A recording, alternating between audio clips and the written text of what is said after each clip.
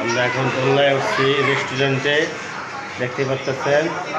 এটা আমার ছোট্টর গিন্নি নাতিন, মুন্সিগঞ্জ টঙ্গিবাড়ি থানা, কাজী মার্কেটের উপরে আমরা রেস্টুরেন্টে আছি নাস্তা খেতে।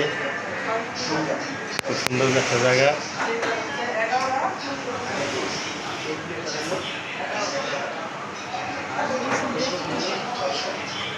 আমরা দোলনা খেতেছি।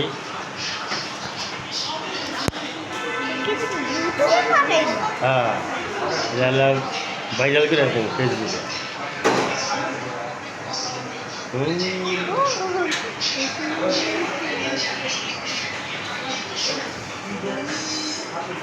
টাকা